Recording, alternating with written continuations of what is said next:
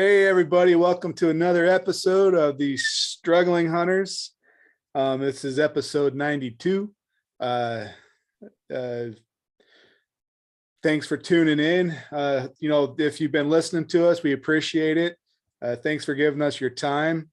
Uh, we try to come up with some content to keep you guys motivated to stay with us and follow us along on our journey, and kind of give you a heads up about today. We're going to talk a little bit about the article we've been going over, and then kind of, if you want to call it, hunting plans.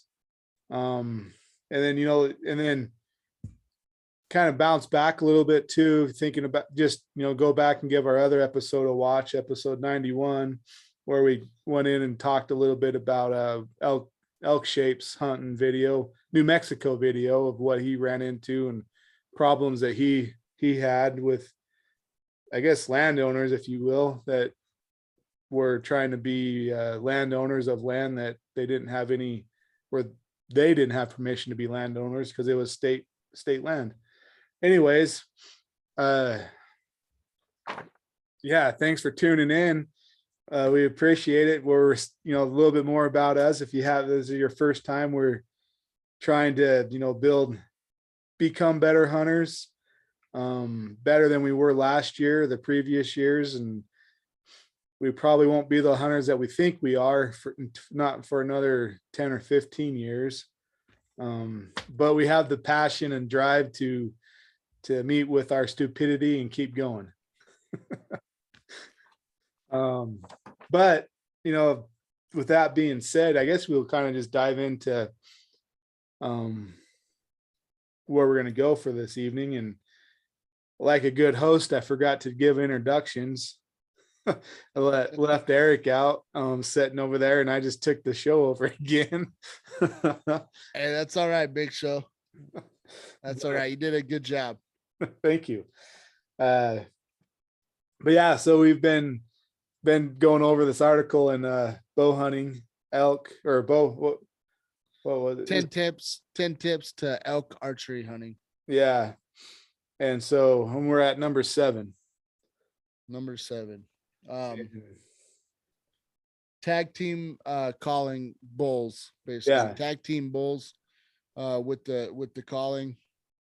And basically that's something that I've never been, or I haven't, like me and Joe haven't really practiced yet, but it's something that I'm really excited about. I've seen people do it in hunting shows, and basically the premise of tag team calling is one guy is up the ridge 40 to 100 yards, and he's calling, getting a bull coming in hot and heavy, and the guy that's ready to fill the tag, he's down a little lower, kind of predicting where that elk's going to come up at. And basically, while the caller up top has the bull's attention, the bull's coming up toward the caller, and the guy that's going to tag the bull takes his shot at the bull.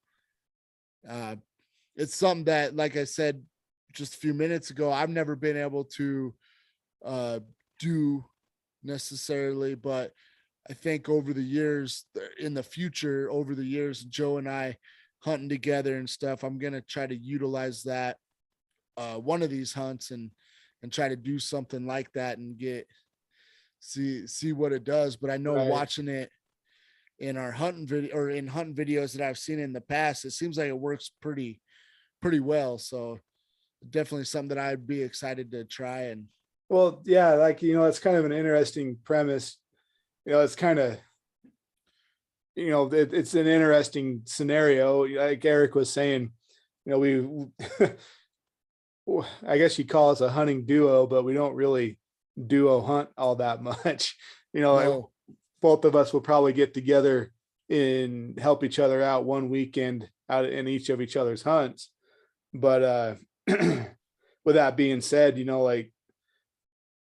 we haven't really been with each other during a good rut, a rut fest, if you will, like a good time when that would be happening. It's always been pre-rut.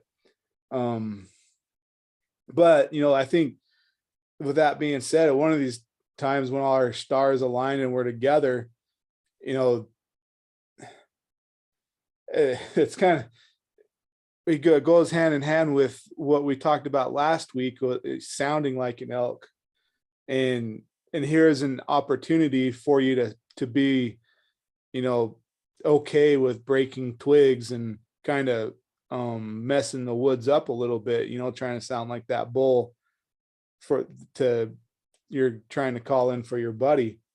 And tag team, you know, like it's not like you're taking turns calling the bull. Well, you might, whose turn to be the caller and whose turn to be the shooter.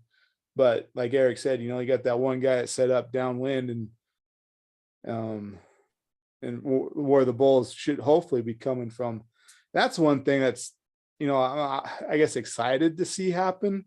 I've never been in the situation to be like, all right, well, that bull's gonna, yeah, I want that bull to come right through there, and you know, that's gonna be my shooting lane, and this is how it's gonna go down. You Yeah. know, like, you know, you watch people other hunting shows and it doesn't quite always go down that way, but more often than not, they can get themselves set up in a position where they have shooting lanes and the bull walks right in where they think it's going to happen. Yeah. It comes right into that shooting lane. Yeah. That's, uh, that's true. Yeah, hopefully we get there to that point that'd be pretty nice. Yeah. And like I said, it's just, and kind of again, to bounce off of what we said last week, you know, breaking that habit of being quiet when you're the caller. You know, like in my head, I'm still thinking you have to be dead quiet, you know, and any noise you make, you're really screwing your hunt up. But here's an opportunity to, I wouldn't say go ballistics and just make all the noise you want, but you know, don't be scared to break twigs and rub um rub branches together and tear up the ground a little bit, you know, Yeah. and Yeah. blow that bugle. Yeah. Yeah. 100%. I think you're onto something. And The other thing too that was kind of interesting in the article, it talked about pulling the bull, you know, to your direction. Like, you know, you're always trying to close that gap. You know, in my head, that's always, I got to get closer. Whereas if the bull is hanging up or, you know, like not quite doing something, and I don't know that I fully understand those scenarios to really have it come to fruition, meaning like, you know, you call and the bull answers, but then you start working your teammate starts working further and further away from the bull, trying to pull that bull up the hill. And you can just sit there and maybe wait and see if that bull comes towards you too, which is, you know, I don't, like I said, I'm having a hard time really wrapping my head around trying to understand what situation that would call for to have you do that. But I think it's just fascinating that, you know, that's something you can put in your playbook. yeah, I think it would probably work out though, kind of teasing that bull a little bit, like you kind of just talking fighting words. Or well, if you're a cow, it's like maybe you're talking a little like, hey, bedroom's up here, big boy. Right. You know what I mean? If you're Yeah. doing cow calls and walking away, that bull's like, hey, baby, get back here. Right. I need your digits. Yeah, Where's your latitude and longitude for this mountain? yeah. Yeah, exactly. But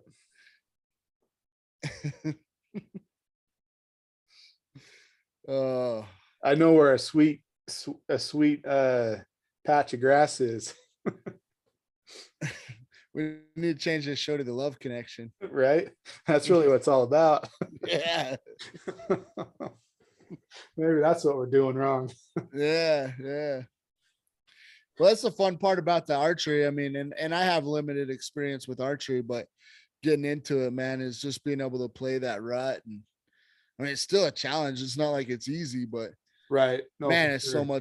it's so much fun to, you know, with my limited experience, it's just so much fun to call them in and work the bugles and and just learning more about the rut itself and trying to understand it all. Like you were saying earlier, just understanding it. And, yeah, I don't know. It's fun. It's a lot of fun.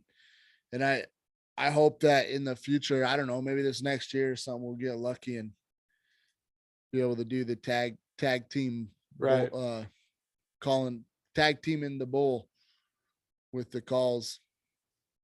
Yeah, it will be fun with that when that all comes together. I'm interested to see how that turns out. It's probably gonna be one of those things like, well, why haven't we done this in the past? Yeah, right. First time it's gonna happen. Well, it might be something to put in the arsenal to try if, especially if we're struggling or something, to be like, let's just go for broke and do it this way. Right. Yeah. Well, and talking about, I guess this next year, I kind of a little transition. We have prep that we need to get ready for next year. Meaning it's that applying application season.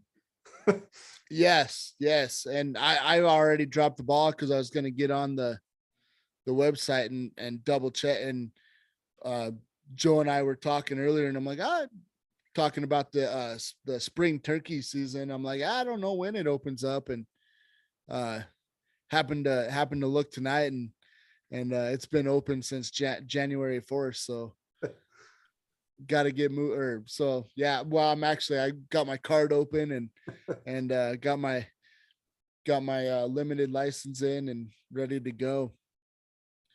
Yeah. But So like we've already had our spring Utah, we've already had the spring turkey application Drewed already. So Drewed. now it's just it's already been Drewed. Drawed. Already had the draw. Yeah, we're the struggling talkers too. Oh man, we'll get you places, guys, if you listen to us. We've already had the draw. Yeah. That's okay. And then so now it's so now it's just coming up for the big game permits, and that's going to open up on the 27th of January for when I can start putting in for my big game hunts here in Utah. Oh, really? Yeah. I need to can I do that? Yeah, so I've been kind of going over statistics. If I'm not really gonna get on here and say where I'm gonna put in for. I don't, just because I don't know that I know everything, and we have such a huge following that I'll probably just blow the area out. Yeah, you don't want to do that, dude. But are you talking about turkey, or well, you already did your turkey, so you're obviously talking about big game. right. Gotcha. Yeah, so I've been kind of going over the statistics and areas where I want to hunt and whatnot. And then that's me and Eric were talking about it this evening. I pulled up some video from this last year's hunt when we were together, and I'll give Eric credit because he's the one that spotted them. But say that again. Eric's such a magnificent outdoorsman that he spotted these two huge mule deer bucks with his little eyes. My little eyes. Well, in all fairness, though, with my glass, whenever I was like, I did not know exactly how big they were, but I mean, I spotted them, and I'm like, there's some deer over there. I think they're bucks, but, and then I'll let you tell the rest, but I did spot them. Yeah, Eric did spot them. He says, "Hey Joe, I spy with my little eye something brown." I was like, "Log." Like, no, deer. but so I threw up. I had the phone scope and my little spotting scope, and so I put that glass and camera together and pulled them up on the little his phone scope, and they were two good bucks. And like I said, I pulled them back up before we started watching or started the video tonight, and they're big boys. Like they had some width to them and some height, and one of them had some decent beams on them. Main beam seemed pretty heavy. Yeah. So going back to when I was just going off of memory, and I was like, I remember them being pretty big, and tonight Joe shared his screen and before we got started on the podcast, and he was showing them to me, and I'm like, holy smokes, they're a lot bigger. They're even bigger than I remember. So they're pretty nice. I think you're gonna try to make like a short video of them, basically kind of highlighting them, right? Yeah. Do something with it, with the footage, Right. just so we have some kind of footage of it. Cause yeah, man, I mean, they're just, yeah, you got to share that, I think. True. Yeah. No, they're good. So I guess going back to planning on for my hunt, and I've been putting in for the deer tags and stuff, but last year I didn't draw out, and I don't know that I will this year, but I think that this area that these bucks were in, I'm going to put in for a tag in that area. And hopefully if I get the tag, my time will be spent more deer hunting than elk hunting. Yeah. Well, Especially if I can turn these bucks up again. I don't know that I will, but I'm hoping that I can, if I do get the tag. yeah. Well, hopefully you do. Cause that'd be pretty sweet. And hopefully I can get over there and we can do what we always do and hunt together for a weekend. And that weekend we can reel those things in. Right. Yeah. So getting back to the hunting plan too. So that's part of the plan, is actually knowing where some deer are at. That's kind of exciting. But then also been looking at like the statistics of the success rate of areas and whatnot. And so that's how I'm going to kind of base my hunt, I think, for the deer this year, is kind of play where it's been the harvest has been high in the areas, and put those as like my number ones, number twos. Yeah. Yeah, that'll be awesome. I hope you draw something. Yeah, me too. I put in for the draw on my turkey, kind of going back to the turkey limited license, or I'm trying to gather my preference points, but I really don't want to use them this year. I'd kind of like to save them up. But I'll tell you the one thing for the area, for the western slope of Colorado, for the turkey hunt, there's only a few limited draw units, and I'm sure it gives you better odds to go in those units and stuff. But looking at it, I mean, for the draw itself, there's a lot of areas you can hunt without doing the draw, especially on the western slope. So it's kind of one of those things, like, it's nice to have the points, or to maybe get those limited areas, but there's a lot of area that's open up. You're talking for the turkey or To over the counter? Yeah, for the turkey over the counter. If you just get over the counter license, I mean, there's a lot of area that you can go hunt. That, I mean, it just, like, looking at the map, there's a lot of over the counter area. And I mean, basically, kind of where I live, there's really only four draw units that are fairly close to me. So kind of something, to think about. Like, I put in for the preference points, but man, there's a lot of over the counter area to hunt. So I don't know if that's making sense. It just, yeah, it's nice to have all that area, have all that option for over the counter. right. So I'm excited about it. I'm feeling good this year for a spring turkey. I need to go up where I elk hunt, because that's I seen turkey. Matter of fact, I need to probably get a fall turkey. That's a hard one for me though, because that fall turkey tag is kind of right there where I'm all zoned in and focused on elk hunting, and then got this Right. fall turkey hunt, and I'm like, I'm not even thinking about turkey right now. But with that said, if I would have been thinking about it last year, I probably could have got me a fall turkey, because there's probably about 10, 12, 15 turkey that crossed the road right in front of me when I was going up to elk hunt one morning, and they're just all like right there, and all I could do is watch them. I think I actually got some pictures of them. I can't remember. I've been bad about that with the social media and stuff, is like getting pictures like that, and not Right. mostly just forgetting to share them. But Yeah, for sure. I'm bad at that too. Like if, oh, there's a platform I can be putting this on. yeah, I don't know what I'm waiting for, but that's all right. Give us Yeah. content for later on, I guess. But well, I think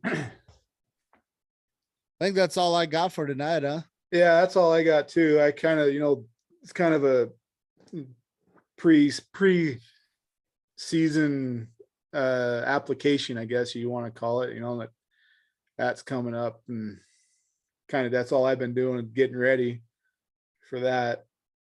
And so I don't have anything else. Yeah, I think I'm about the same way. I mean, just kind of, I can't believe, I mean, it's middle of January, but I can't believe how fast it's all coming back around again. That's what I was going to say, is the turkey season this year, for the most part, pretty much starts around April 9th and goes to May 31st. So, what is that? That's almost, I think the over the counter is the same dates, but that's really close to like 2 months of turkey hunting. So Yeah. I really like Colorado's turkey hunt, because I think it's pretty fair season, nice and long season. So, and then the fall goes from September 1st to October 2nd, which is right there in that elk season. So it's just kind of hard to even focus, but regardless, either way, it's pretty, I just seeing if there's any more information I could give. But yeah, man, pretty long season for the spring turkey. I really like that. I need all the chances I can get. So, but anyway, yeah, to not bring it on any longer, I'll just get us out of here. So, guys, thanks for listening to another week of the Struggling Hunters, and hopefully you guys come back next week. If you don't mind, share a podcast, like, subscribe, do the whole thing, and we will see you in the next one. We're out. See ya.